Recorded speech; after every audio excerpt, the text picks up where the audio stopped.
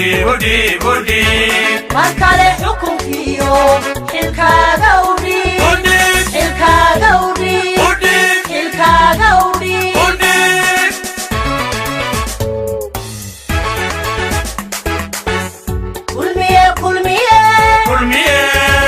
كل مية وحلو مركل حكم فيو حلكا دوري بودي مركل حكم فيو حلكا دوري حلكا دوري حلكا دوري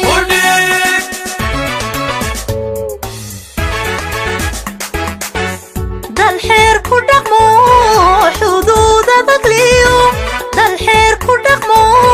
حدود تقليو هوكان حيريا حقوق ذا شعبيقا هوكان حيريا حقوق ذا شعبيقا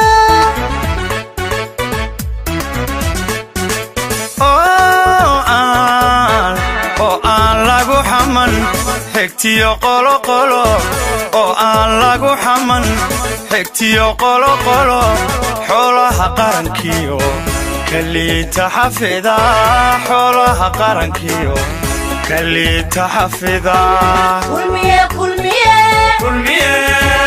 kulmiye uxilo markale xukun fiyo xilka dawri بودي مركل حكم فيو حلكا دوري حلكا دوري حلكا دوري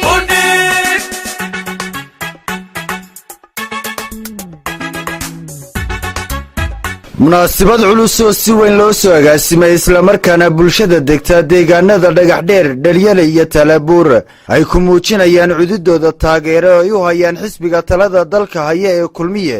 iyo musharax madaxweyne muuse biixi cabdi iyo ku-xigeenkiisa cabdiraxmaan cabdilaahi ismaaciil selici ayaa lagu qabtay bogcad ballaadhan oo ku taalla hotel city balas ee magaalada burco ugu horraynba waxaa xafladani ka hadlay faarax yuusuf nuur faarax xadhigle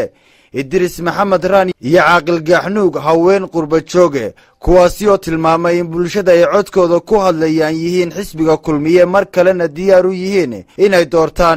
marlabaadka xafladani dee waa laga warramay oo ujeeddadeedu waxa weeyaan in beesha ama degaamada ay ka soo jeeda beeshani inay muujiyaan oo si toosa u muujiyaan inay xisbiga kulmiye dadkii unkay ee aasaasay iminkana ku suntan marnaba aan ka daalaynin inay yihiin madaxda kulmiyena u bushaareeyaan indhahoodana tusaan dadkii awalay akhirayana inaanu nahay waxa weeyaan indhihiinna ayaa idiin macallina beeshani sida ay xisbiga kulmiye ay magaranaysaa ugu engegsanayso marnaba aanay meel kale uga maraynin waa markhaati cad oo ay indhihiinnu idiin muujinayaan waxaan soo qaadanayaa gabyaagii weynaa ee ilaahay ha u naxariistee salaan carabey ayaa gabaygiisa waxaa ka mid ahaa tix gabay oo uu tiriyey waxaa ka mid ahayd ereygaa inaa aada ila egtaan baan doonayaa salaan carabey gabyaa weyn buu ahaa markaa wakti buu ka soo sheekeeyey guurkiisii iyo waxoogay tacab ku soo dhacay markaa isagoo yar daalan salaan carabey oo guurkiisii iyo hawlihii soo maray ayaa haddana mar dambe uu guursaday kadib markaana wuxuu maqlay in lagu soo socdo oo weli dee aan layska hadhin markaa gabay buu tiriyey tix dheer buu tiriyey oo ay ka mid ahayd labxanna maayo caawana haddaad isi tidhaahdaan markaa waxaan leeyahay beeshani waxay ahayd beeshii tacabka badan kulmiye gelisay ee ku soo tacabtay iminkana waxaanu leenahay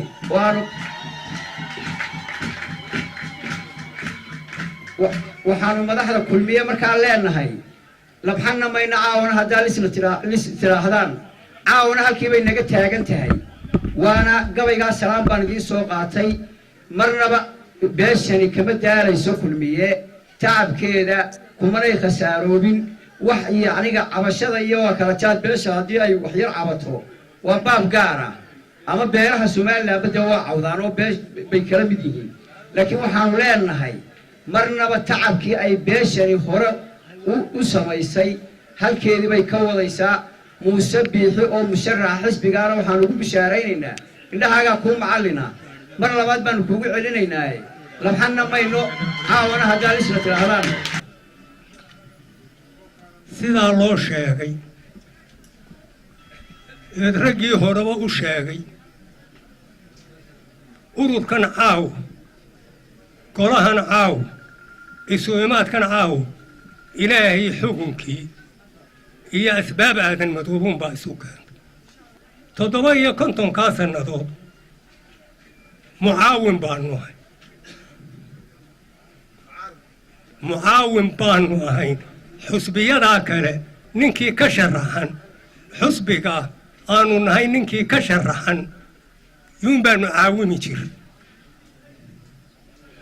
ilaa kulmiye ilaa NUF xusbi un baanu ku jiray intaanu ku jiray ee kulmiye ka horraysay wax ceebahoo aadan madooba keenay ma ay jirin caawaannu kulmiye nahayn inaannu ceebkeenna waajibba naguma aha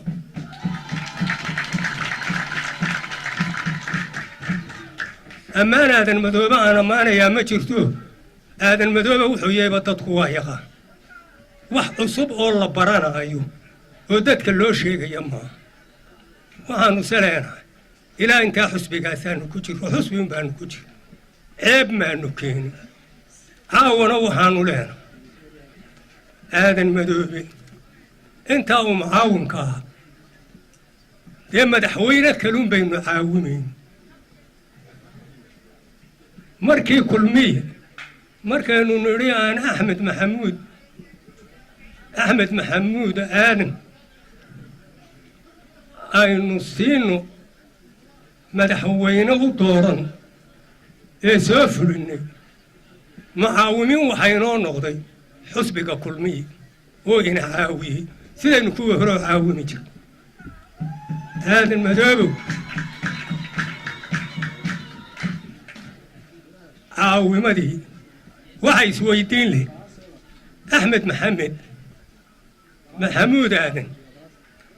ma aadan madoobaa soo saaray mise kulmiyaa soo saaray jawaabtu waa kulmiyaa soo saaray haddii axmed maxamuud aadan kursigii ka degay oo iskiisa uga degay oon kulmiya la dooran oo ka deg la odhan waa xaq laynoogu yeeshay inaynu kulmiye ninkii ka soo baxee madaxweyne doorta inaynu caawinno u abaalgudno oo abaalgud bixino ilaahay u naxariista horaaba loo sheegay salaan maxamed wuxuu yidhi abaalmagude gobay baa ka roon kuu gabraansada waxaanu idiin sheegaynaa wax kale maaha ilaa maalmahanba waan hadlayey waa xabeebsaday hase ahaatee waxaan idiin sheegayaa dadweynihiina halka fadhiya waftiga ballaaran ee kulmiye ee halka yimi inaan taageero wanaagsan aan idiin muujinayno dhagaxdheer idinku muujinay dheryale idinku muujinay meesha la yidhaaho taalabuur inta kale waxaanu jecel lahay taageero buuxda taariikh aanan hore u hayn oo aan ka yar ilaaway marmar baa odayaashu markay gaboobaan maskaxdoodu memorigu waa buuxsamaa 45 sannadood yaa reerkaa la yidhaaho beesha iga dambaysa ama imika halka u fadhido mucaarad baan nahay silaayo maalintu baxay mucaarad bisaan ugu bilaabnay sidii baan ugu jiro laakiin markay dowladdii dhalatay waxaan noqonay dib baan u gurannay oo waxaanu leenahay taageero uun xisbigii iyo madaxweynihii iminkana waxa weeye taageeradii kulmiye sidii bana raggii asiisayaasha baan anugu ka mid ahaa ee soo qoray xisbiga markii registrationka loo samaynayey ninkii soo qoray iyo nin kale oo halkan aan sheegi karayn magaciisa oo jecel inaan la sheegin waa xinif isaguna labada yadaasaan ahay raggii lacagta qaaday ee geynay calankana runta markaynu ku wada hadallo waa doogo iyo greenka ah waa greenka iyo yalowga ama hurdi waayiga raggii ninkii nala sameeyey wuu geeriyowday daa'uud baa la odhan jiray waa nin arab u ahaa intaasuba waxay ahayd waa xisbiga markaanu asaasina marka waxa weeye siyaas aawadeed waxaanu jecelahay sidii hore aanu xisbiga ugu ahayn oo timihii nagu caddaadeen timahaygana aragtaan halkii baanu nahay ka hadhi mayno ilaanu guul wanaagsan ka keenno oo dadku waajibkoodii ka soo baxaan maalinta la yidhaha war iska fadhiista iska nasta waa iska nasanayna laakiin hana lagu daro xisaabta caawa dee waxaa la muujinayaa taageeridda loo hayo xisbiga kulmiye anigoo ah xubin qurba jooga anigoo ah guddoomiyihii laanta kaadhufa kulmiye waxaanu kuu sheegaynaa mujaahid in ilaa burco ilaa kaadhuf uu taageeraddu isku xidhiidhsan tahay inayna kala go'nayn inay meel walba oo reerku joogo xarunta waad garanaysaa kulmiya meesha uu xaruntiisu tahay waa kaadhuf baa looga taliyaa iyo dhagax dheer waa isku xidhan yihin markaa mujaahid waa dee innagu dhowr jeera waa isku aragnay dee markaa waxaanu kuu sheegaynaa inaan nin meel ka hadlay iyo xubin meel ka hadashay iyo midna aan loo joojinayn xusbiguna sida aad caawa aragto uu loo soo baxay ee beeshu ugu dhan tahay ayaa lagu taageersan yahay insha allahu bismillaahi kariim waynu guulaysanaynaa insha allahu soo guulaysan mayno insha allahu soo guulaysan mayno insha allah waynu guulaysanaynaa ay u yara taqaana inay adag tahay laakiin waxaa jira wal iskalifaa kalifku oo waxaad u adag haddii adigoo nool oo jooga oo dunida ku nool magacaagii dad waxa weeyaan sidii ay ahayd aan loo isticmaalin waxyaabaha la kalifaynu joogno waxaa ka mid ah guddoomiyaha xisbiga waddani ahna guddoomiyaha baarlamaanka wuxuu aad ugu tiiqtiiqsaday iyadoo waxa weeyaan ay dhalinyaro tirayari la joogto iyo waxa weeye hogaamiyihiisa xisbiga xirsi inay beeshii aadan madoobay iyagoo aad ugu celcelinaya ku soo biireen dhammaantood waa dimuqraadiyaddu waxayna faraysaa in qofku xisbiga doono ku biiri karo isagoo mabaadidiisa sita laakiin aanu ka been abuuran cid isagoo reer sheegan reer waxa sheegan kara oo mandate u haysta sidan caawoo kale markaa dhammaantii cuqaashiisii waxgaradkiisii odayaashiisii haweenkiisii markay u dhammaystiran yihiin way ku hadli karaan afreer laakiin inta 2 qof 3 qof loo yeedho in la yidhaahdo reerkii baa halkan noogu yimi waa arrin aad u adag weyn annagu horta marka hore geelu meel buu wada maraa ma kala leexdo markuu aroorka yahay way istabagala saasuu isu dabagalaa askartana marka la cayaarsiinayo way isbarbar galaan oo way istabagalaan annagu haddaanu aadan madoobanay ma qaybsanno xusbi kale ma tagno dhiigayaga ma shubno meel quraanu ku wada faylnaa ilaa iyo annagu haddii baydankada leeyahay ingiriiskii isku wan baanu ahayn imikana wan baanu nahay codkii oo buuxaa iyo maalkii inantu sheegtay kulmiya iskala guusha innagaa soo baxayna xisbiga waddani waxaan leeyahay waad riyootee runtu waa maxay annagu waxaanu nahay haddaanu nahay baraaga aadan waxaanu nahay xisbiga kulmiye waxaanu nahay aasaasayaashii markaa waad riyooteene runtu waa kulmiye markaa waxaan yara tiriyen yar waxaan wakaadankiis muujay wakaa guushii haleelay wakaa gobanimadii qaaday markaa musabixi waxaan leeyahay iska daa codo waxaanu ku haynaa maal baan ku haynaa maal annagu maadaama aanu nahay aasaasayaashii kulmiye maadaama aanu nahay dadkii halkii ugu sarraysay la gaarsiiyey ma hayno cod qura maal baanu ku haynaa markaan intaa ka gudbo mudane guddoomiye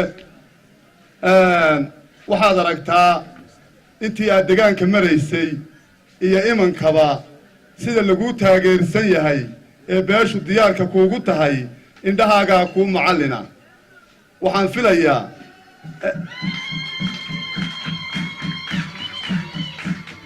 adiguna mudane guddoomiye waxaa tahay nin yaqaana beesha oo ka warhaya oo og ayaa tahay inay waxa weeyaan waa beeshani maaha beel xisbiga kulmiye soo gelaysee waa aasaasayaashii xisbiga kulmiye guddoomiye waxaan kuu caddaynaynaa ismana rogrogto oo beel guurguurta maaha halkaa ay tahay unbay ahaataa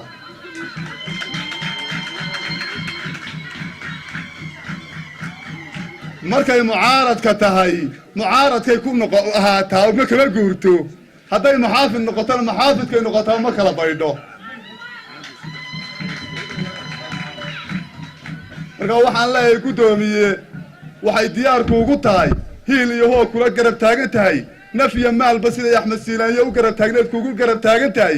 ilaa intaad kursiga fuulayso inay garabkaaga istaagto mudane guddoomiye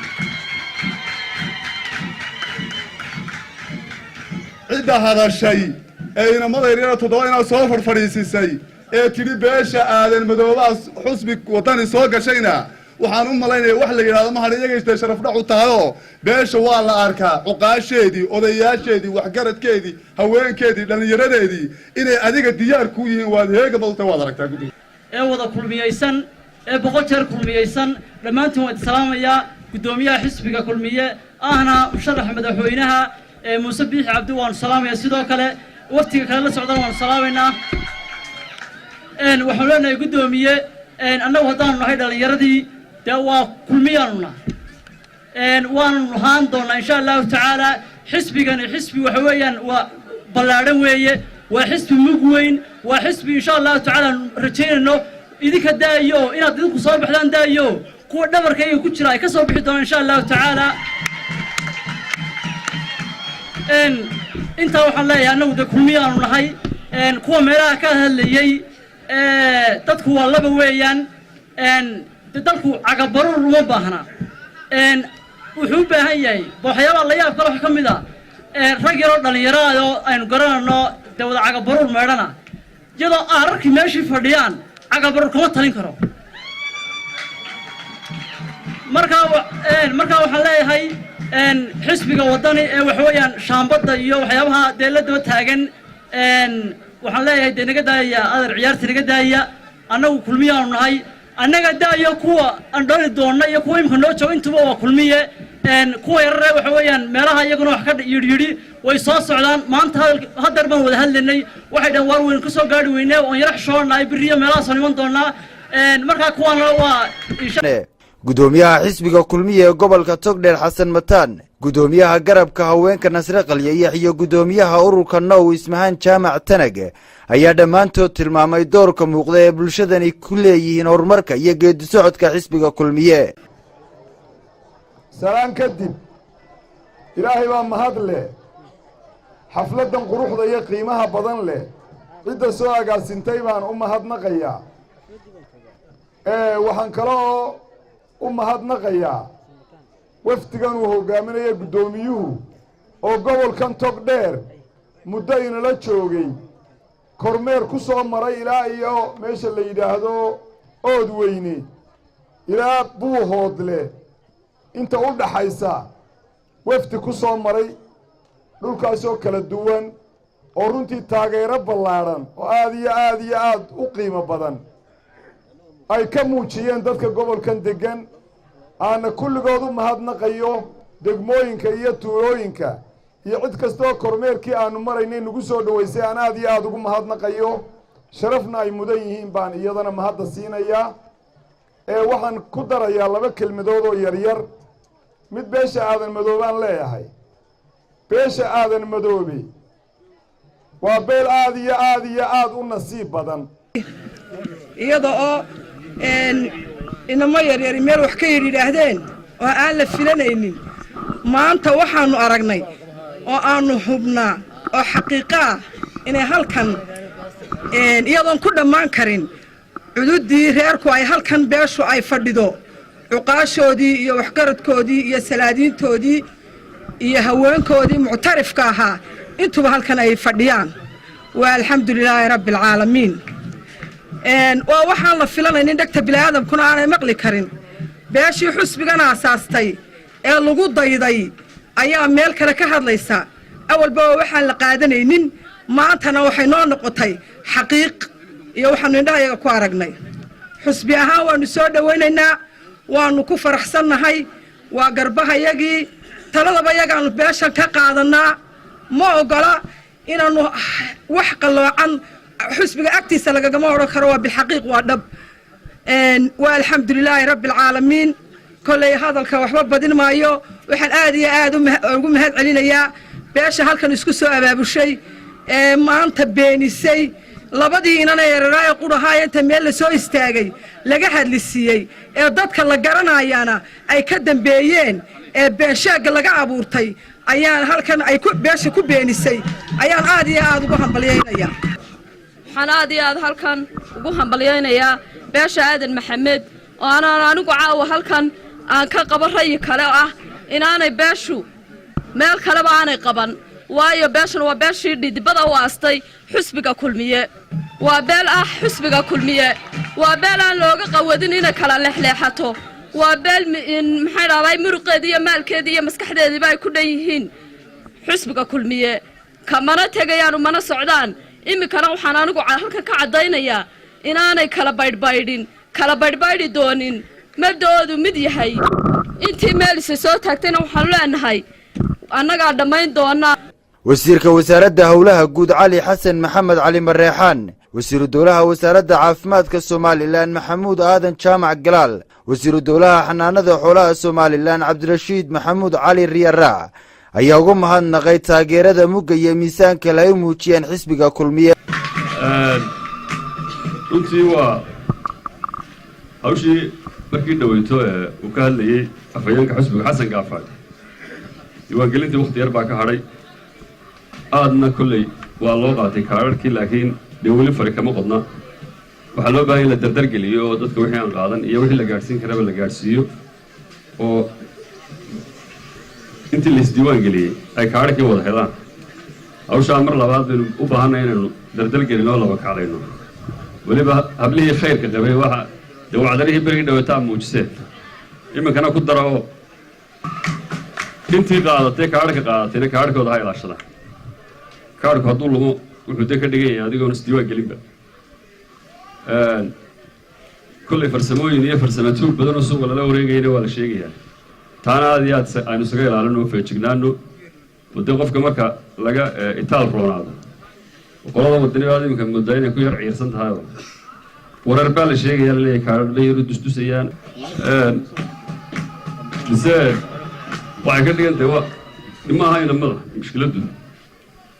waxa weeyaan dee mas-uulku waa inuu iska eegaa wuxuu ku hadlayo dunida ilaahay waxaas kale waaba lagu dhacaaba marka dee dunida dimuqraadiyadda iyo xisbiyadii wax iska jira markuu dee been iska dudubiyo waxaa la yidhaha inna lillahi wa inna warkay naga kaxaya kale waxma soo wadeen markaa horta isagun baa waxay siyaadayoo dee waxa ku dhacayna waa aragnaad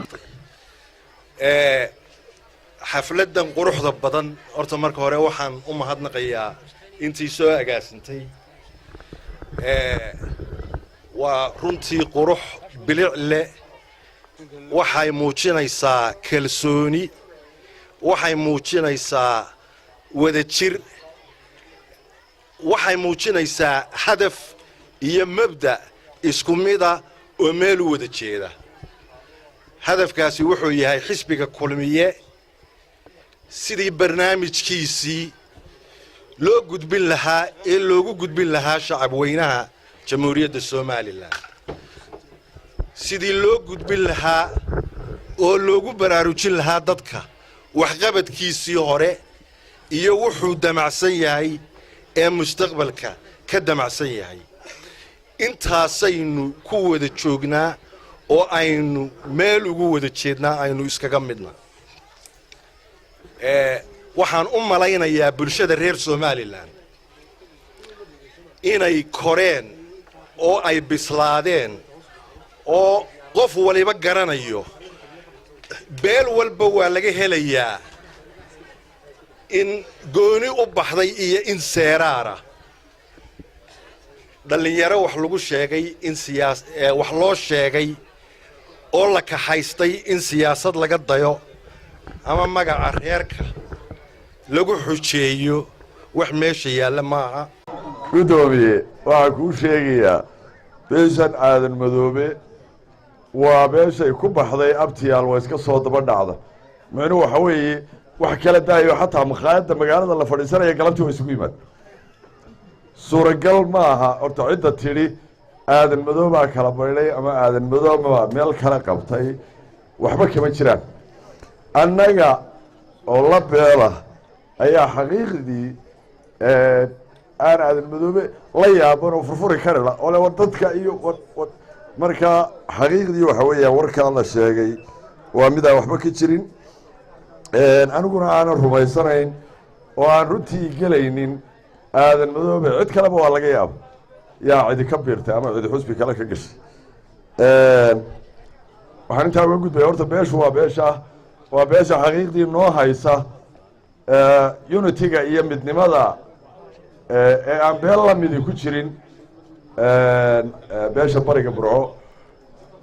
aanay beel lamidi runtii ku jirin markaa ninkii sheegayba waxay la tahay warkiisa waxba kama jirin bulshadani gudoomiye ku-xigeenka labaad ee xisbiga kulmiye axmed cabdi dheere afhayeenka xisbiga kulmiye xasan gaafadhi ayaa guud ahaanba ka markhaati kacay soo dhoweymihii lagu qaabilay gudoomiyaha xisbiga kulmiye iyo wafdigiisa deegaanada gobolka togdheer iyo daadmadheedhe ay ka turjumaysay bulshada ee xisbiga kulmiye haysto alxamdulilaahi rabbilcaalamiin xafladan quruxda badan ee sida quruxda badan loo soo agaasimay dadkii ka soo shaqeeyey xafladdan horta marka ugu horreysa aad iyo aad baan u salaamayaa waanan u mahadnaqayaa xafladdan dadkii ka soo shaqeeyey dhallinyaradii iyo odayaashii dhammaan dadka halkan fadhiya ee ugu horreeyo guddoomiyaha xisbiga kulmiye dhammaantood iyo dhallinyarada haweenka cuqaasha odayaasha dhammaantood waxaan ku salaamayaa salaanta islaamka assalaamu calaykum waraxmatullaahi wabarakaatu hadalkii wuu soo gebagaboobay baan u malaynayaa haddaynu nahay xusbiga kulmiye shaqo badan baa inoo taalla anigu arrinkii hore ku dheeraan maayo shaqadaa maanta inoo taalla waxa weeyaan wakhtigii waxaynu gaadhnay kaambeynkii waxaa inooga hadhay 3 bilood iyo wax yar baan u malaynayaa iminka waxaynu u baahan nahay aanu halkan haddaanu wafdigan nahay u nimi inaynu kaadharhka ku guubaabino dadkeenna inay qaataan kaadharhka ha la qaato si aynu ugu codayno musharaxeenna beesha halkan fadhida codkeeda waxaa iska leh xusbiga kulmiye xusbiga kulmiyena waxaa iska leh beesha halkan fadhida iyo intii ay ku shuraakoobeen oo aan aniguna ka mid ahay intaasaa xusbiga iska leh markaa codkeenna sidaynu musharaxeenna u soo saarro kaadharhka ha la qaato ninka meelaha ka hadlaaya aynu iska dayno aynu ku dadaalno sidaynu u soo saar lahayn musharaxeenna intaa waan idin salaamayaa aad iyo aad baa u mahadsan tihiin wixii kaleba waxay ahaayeenuun intii la yidhi unbay ahayd waxaa horta ay tahay inaynu isxasuusinno axsaabtu inay tahay waxyaabaha lagaga baxo qabiilka lagaga baxo oo laysu uruursado xisbinimo iyo mabaadii haddaynu halkan caawa magac reer ka isticmaalayno dembiga waxaa le ciddii reerka daandaansatay baa dembigaa leh markaa maynaan keenine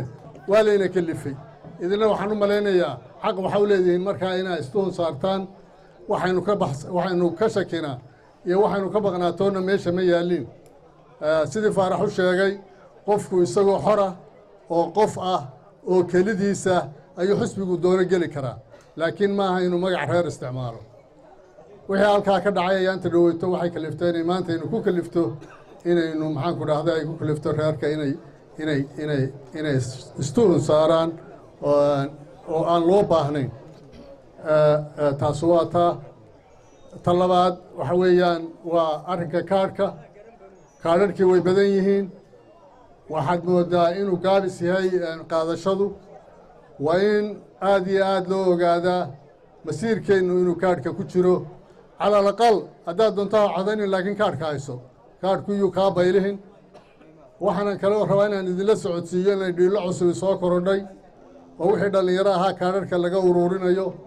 oo ay dad iibsanayaan arrinkaasi waa dembi waana dembi qaran waxay u baahan tahay in lagu baraarugsanaado in hay-adaha dowladdana lala socodsiiyo cid allaale ciddii falkaa ku jirta waxaana laga yaabaa waxayna dhaafsiisanba inay yihiin caddaymihiina waa la hayaa waa markii koowaad ee xaflad noocana intuu aadan madooba isugu yimi uu is-eed reebayo waayo horaanay ugu dhicin taroo kale haba yaraatee beesha aadan madoobe ma odhanayo anigu waa aasaasayaashii kulmiya waa mulkiilayaashii kulmiye waa hantidoodii dad kale bay ka mid yihiin xisbi kalena maba yaqaanaan urur kalena may hore umay baran waa waxyaalaha kale fajaca kurida bay ka mid tahay guddoomiye beeshani anu intaan ka xusuusto waa beel aada u deegaan ballaadhan gudo iyo dibadba dhagax dheer dheryeley hayayare eegi baalidhaye tuulo qarax gawlalaale hayaweyne baalidhaye coodanley balidhiig taalabuur intaasiba waa intaan huba inay deegaanma ku leeyihiin qaarna dadka ay la degaan qaarna gooni u degaan in aanan aqoon inay jiraanna way dhacdaan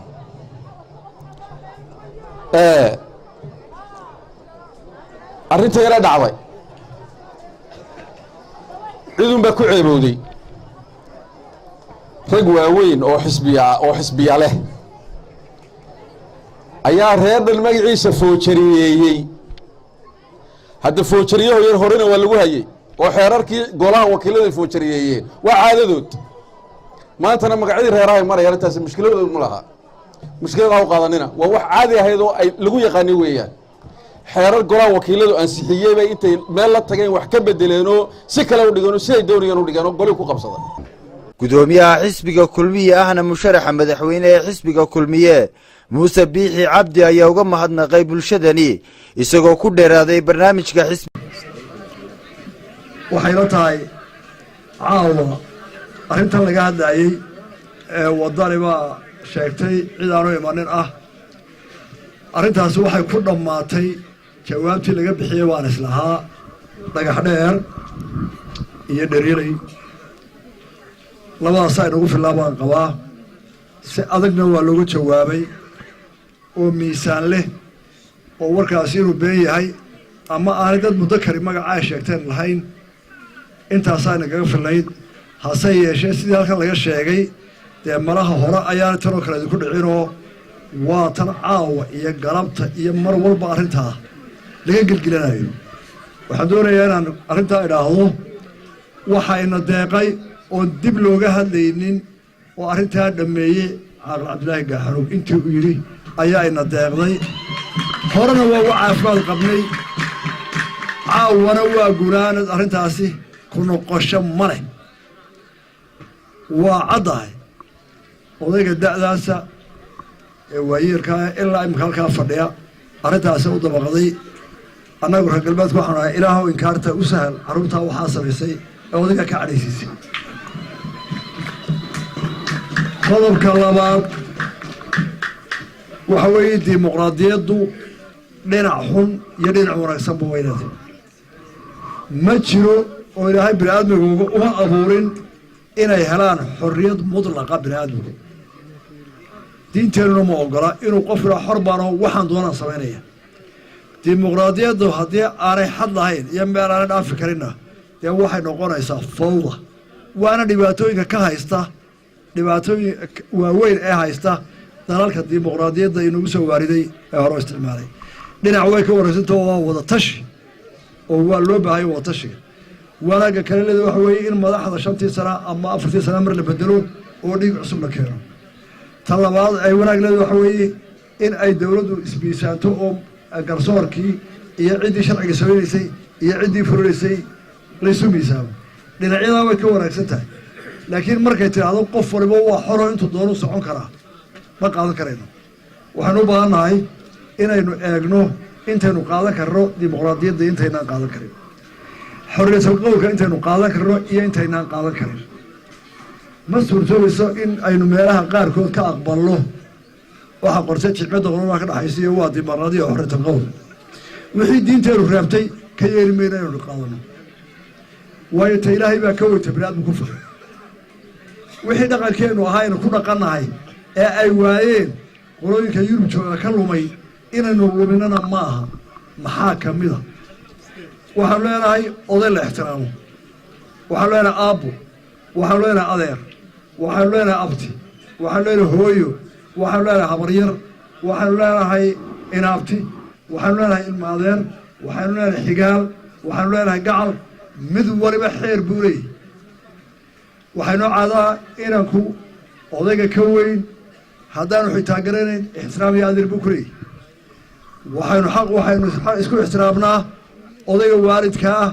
ama qoorweyntaadu waxay ku tidhaahdo inanku inaanu dhaafin haddii kale waynu burburaynaa ma waxaynu doonaynaa inaynu noqonno sida yurub iyo maraykan ee la yidhaahdo qofku markuu 18 jir gaadho ayaa isaga iyo waalidkiisa ugu dambaysa oo midba qol cidluu ku xidhan yahay oo ku geeriyooda wartaa aqbali mayno tan imika la wado ilaa waa dimuqraadiyad in nin weyn oo xisbi hogaaminaya amana siyaasi hebel la yidhaahdaa intuu carruuraha dowlaha aabbeena maqlina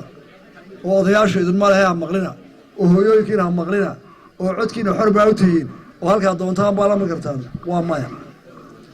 waxaynu nahay qof waliba qoys buu ka yimid intaasoo sharciyan soo sheega bayna qabata inanka ama inanta yar ee intaa dhaafta ama qofka weynba ee intaa ku xadgudbaa wuxuu jabiyey dhaqankii soomaalida oo dhan iyo kii islaamka aynu kusoo dhaqmaynay taasina waa shale dimuqraadiyad maaha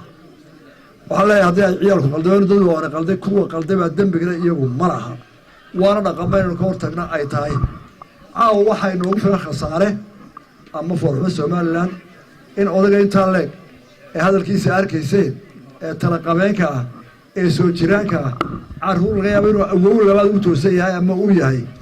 ay hadal isu gudbiyaan uu ka xanaaqa waxay yidhahdeen oo mikrofoonka saqbarkaa ilaa caawa u fadhiyo dembi ka weyn oo qaranka iyo dhaqanka galaya ma jiro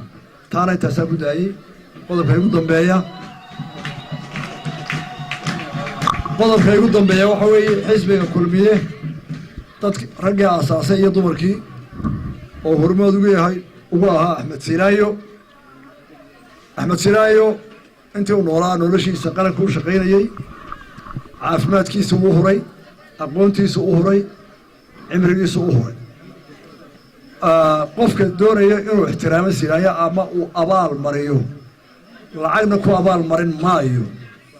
wax kalena ku abaal marin maayo wuxuu ku abaal marinayaa inuu higsigiisii iyo fikirkiisii uu sii wado sinaayo fikirkiisii iyo higsigiisii wuxuu dhigay uu asaas u dhigay xisbiga kulmiya somaliland buu isku geeyey wax waloo cusba dhib bay leedahay isagaa asaasay dhibtiisii buu qaatay iyo intii la joogtay xisbigaa qarankii ka taliyey buu noqday mucaadad ugu soo adkaystay bay noqotay iskaba dhaaf halgankii hore iyo wixii dhib soo martay hiilka uu inooga baahan waxa weeye inaynu haybalati sii wadno oo fishankii uu lahaa iyo somaliland oo isu timaado oo wada tashata oo weligeed horumar wada socota oon kala yaacin oo reer noqon iyo xisbigii oo asaasay oo 100 sano jira ayuun baynu hiil u qaban karnaa hiilkaynu u qaban karnaa aynu u qaban karnaa silaayo waa kaa ninka taa garab mara ee ama xisbigiisii kaga baxa ama xukuumaddiisii kaga baxa ee hibladsi ka leexdaana ugu abaalgudana abaalkiisa uu ka dhacay markaa dhammaanteen waxaynu waajiba inaynu hayno higsigiisii iyo xisbigiisii oo 100 sano jiraan ku talagalno anigana xil gaara ay sii saaranoo dee sinaayo raggii xisbiga ku tartamay intii jeeri laga codeeyeyba 3 doorashada xisbiga dhexdiisa ka soo galay midna waxay gudoomiyey ku-xigeenkii midna waxay ahayd guddoomiyihii midna waxay ahayd murashaxii 3 rag somalilaanda oo ama aan isku fiicannahay saaxiibbanahay oon qiimo badan oo aqoontooda leh oon xisbiga wada lahayn ayaanu ku tartanay mar walba codkii sinaayo siiyaan ku soo baxay 3 goor aniga waajibka waxay isaaranay raggii maalintaa codkiisa ku jabay oo uu kala leexdo anigaysiiyey qaar baa xisbiga ka duday oo la soo dagaalamaya anna xilkay saaran waxa weeye inaan xisbigii baynada ka ilaaliyo oo tallaabadiisii raaco idinkana waxaad ka codsanaya inaad tahay gulaha u gashaan